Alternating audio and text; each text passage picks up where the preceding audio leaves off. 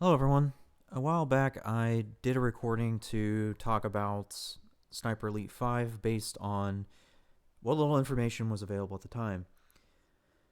After the recording was done, um, a bunch of different content creators managed to get early access to Sniper Elite 5 and have uploaded their recordings or videos to relay what they think about the game. So this recording is going to be kind of an update to that recording that I did and kind of just talk about the Game Pass because I do think that it will be important for Sniper Elite 5. You'll see why in just a couple of minutes. But anyways, so let's start with the video that I have up on the screen here. This video came out after I did my recording. In this particular recording, there was a lot of things said here like Sniper Elite 5 is just a copy and paste. They didn't really do too many things new and things like that. I have to agree with these comments. It wasn't mentioned here or in any other recording that I can think of, but after seeing the 90-minute gameplay of Sniper Elite 5 through this channel and a couple others, it really does seem like to me that they're just trying to cram as many different elements as they can into the game. The weapon customization sort of reminds me of Call of Duty. The invasion mode, that reminds me of Dark Souls. The other stuff going on with the game, such as the less lethal or lethal approach, that reminds me of Deus Ex Mankind Divided. In Mankind Divided, they did give you that option too of going less lethal or lethal. However, less lethal was the easier route with some patience throughout most of the game. But either way, those are the games that kind of remind me, or at least those are the games that I'm reminded of when I see these elements trying to be incorporated into the game. So it does seem like to me that it is a copy and paste as well as trying to cram many different elements into the game. And I can say that's not really a great way of handling it. I can see that I'm not the only one who thinks that. There are plenty of negative reviews out there through these YouTube videos. And of course, there's also going to be negative reviews outside of YouTube as well. And they're all justified, in my opinion. That said, I now want to get into the Game Pass discussion, so let me tab over.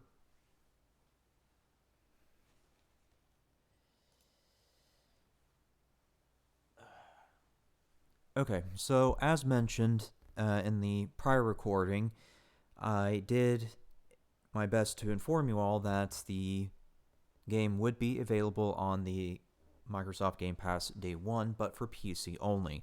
It's really weird that they did that, but it is what it is. We'll just have to roll with it. Knowing that this is available on the Game Pass and knowing everything from not just the video I was showing you, but everything that was made where prior, I would say just do the Game Pass. Seriously, don't pay $50 for this game. Or $50 US, excuse me. Don't pay 50 USD for this game on Steam. Just don't do it. It's in my opinion not worth it. If you disagree with me, then that's your choice. But I really think that you can be spending your money a lot better by going through the Game Pass, and there's a couple reasons for this. For starters, you're only paying $10 a month to play this on the PC. Assuming you go with this middle thing, and we'll go over this in just a minute, but $10 to play on the PC. So if you were to account for taxes, that means you would be able to get 4 months of the Game Pass at the price of Sniper Elite 5 brand new from Steam or an equivalent source. When you think about it that way, it's really hard for me to justify saying, well, let's go and just get Sniper Elite 5, because you're getting so much more out of the Game Pass than if you were just to buy Sniper Elite for that entire $50. But that's just my take on it. So I am going to recommend that this is something you do with the Game Pass. Let's talk about the Game Pass now individually so you can kind of understand what's going on here. The Game Pass seems to be causing a bit of confusion in comments and other chats that I've noticed. So if you look at this, the way you have to think about it is the ultimate one, which is the $15 a month. That one includes all devices. So that's PC, console, mobile, and all that. You also get access to the cloud for your saves and things like that. The regular plans, like the PC or the straight up console one, they don't have access to some of the stuff that Ultimate does, but I don't think it's really a big deal.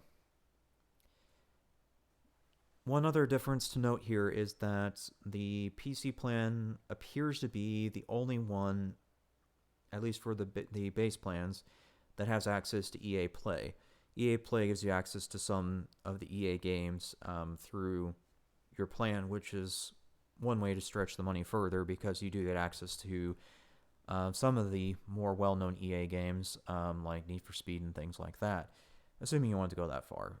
Personally, I thought installing the whole EA thing for the Game Pass app on Microsoft was a big pain in the rear, and personally not worth it. I would just sooner just do that with Origin if I really want to do EA Play. But if you want to do it, it's there for you. Either way, that's one thing that this PC-specific plan is doing differently than some of the other things. So yes, for Sniper Elite, I would say probably you don't need any more than just the basic PC plan. Because realistically, I would only recommend that you play Sniper Elite to the end, beat it, uninstall it, forget about it. That would be my take on this whole thing. Now, one other thing that seems to be a confusion here is you'll notice that for the PC and Ultimate plans, they do say get your first month for $1. Now, this applies only if you have never ever had the Game Pass. If you have never ever had the Game Pass, then you can get your first month for $1, and then the month after that is the cost of whatever plan you're doing. So if you're doing Ultimate, it's $15. If it's PC, then it's $10 a month. This is a great way to get into these types of games. So I will let you read all this for yourself. I want to go ahead and now try to finish this recording by talking about some games that I would recommend for you to try on the Game Pass, assuming you get done with Sniper Elite 5. Assuming you get done with Sniper Elite 5, there are a couple of games that I would personally recommend that you try. Plague Tale Innocence is actually on the Game Pass. It's a great RPG if you're interested in that kind of stuff and haven't played that. Subnautica and Subnautica Below Zero are both on the Game Pass as well. Those are both games that they're really great, and they're kind of a semi-RPG survival thing. Either way, I would recommend it. The early access for Everspace 2 and Grounded is available on the Game Pass. Everspace is not going to release until 2023, is when I read. But either way, you could try the early access and see if it's a game that you want to, at a later date, pick up on either the Game Pass or Steam. It really depends on how you want to handle that. Grounded is a 4-player co-op survival type of thing. It's basically Honey, I Shrunk the Kids turned into a game. It's a really great game too. I would personally try Grounded if you haven't. After that, I would say check out Wasteland 3 if you're into turn-based strategies. Wasteland 3 is kind of, I guess you can say it kind of reminds me of XCOM a little bit in terms of how they handle the turn-based and things like that. But either way, that's there too. I personally didn't like it, but I understand that other people will like it. Mankind is also on there. Mankind is kind of like, I guess you can say a Civ clone, more or less. That's on the Game Pass as well. Those are all games that are there for you to try, assuming you beat Sniper Elite and wish to explore other games. When it comes closer to the release dates for Grounded and Everspace, I might do a recording for those because I'm not entirely sure at this point if it'd be more worth it to do it through the Game Pass or just buy the game. I have no clue yet, so I'll have to wait and see. But for now, that's all I have. Thanks for listening.